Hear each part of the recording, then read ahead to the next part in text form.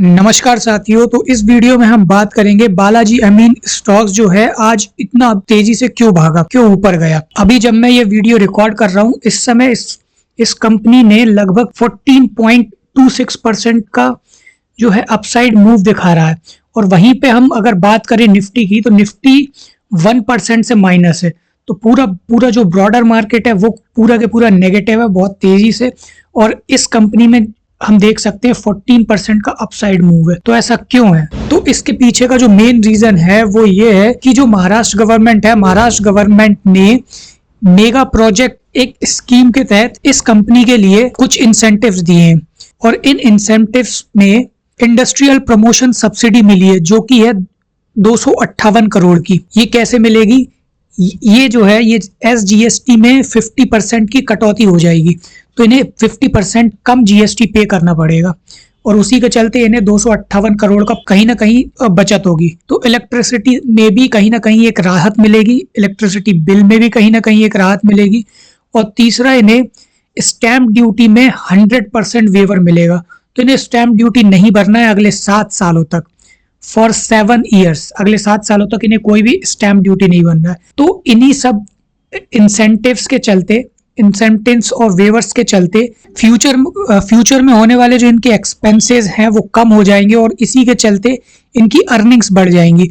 और इसी को देखते हुए आज जो है इन्वेस्टर्स इस कंपनी को लेकर बहुत ज्यादा पॉजिटिव है। और उसी को देखते हुए हम देख सकते हैं कि आज ये कंपनी लगभग 14% के आसपास का अपसाइड मूव दिया है। अगर हम बालाजी अमीन्स के फाइनेंशियल्स की बात करें तो ये 3,854 करोड़ वाले मार्केट कैप वाली एक स्मॉल कैप कंपनी है जिसका पी रेशो है 26। अगर हम इसके चार्ट की बात करें तो पिछले 1 साल में ये कहीं ना कहीं डाउन ट्रेंड में चल रहा है और आज ही के दिन 14% के आसपास का एक स्पाइक देखने को मिला है।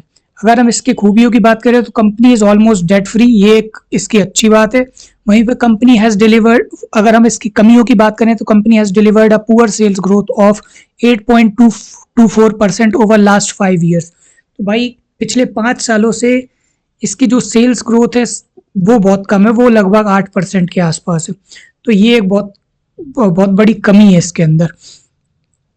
वहीं पे अगर हम प्रॉफिट लॉस की बात करें तो ये देख ही सकते हैं इसकी जो सेल्स है 2021 में 1300 करोड़ थी और अभी भी ये 1300-1400 करोड़ के आसपास में ही चल रही है। तो कोई ज़्यादा बीच में बढ़ी थी 22 में 2300 करोड़ हुआ, 23 में 2300 करोड़ हुआ, तो बीच में बढ़ी। लेकिन अभी 2025 में इसकी सेल्स ग्रोथ कम है। सिमिलरली इसके जो नेट प्रॉफिट है, नेट प्रॉफिट भी कोई ज़्यादा कोई बढ़ नहीं रहा है, कमी हुआ है। ठीक है। इसके बाद में अगर हम इसकी शेयर होल्डिंग देख लें तो प्रमोटर्स के पास 54% के शेयर्स हैं, FII 4.53%, DII के पास में हैं सिर्फ 1.5% के शेयर्स हैं और बाकी पब्लिक के पास में 40% शेयर्स हैं। तो हम देख ही सकते हैं इसके शेयर होल्डिंग के हाल। अगर हम बालाजी अमीन्स के चार्ट्स को देखें और मंथली टाइम फ्रेम में लगाकर देखें तो हम देख सकते हैं अपसाइड जा रहा है, लेकिन कब से 2021 के आसपास से ये डाउन ट्रेंड में चल रहा है। पिछले 5 सालों से ये डाउन ट्रेंड में।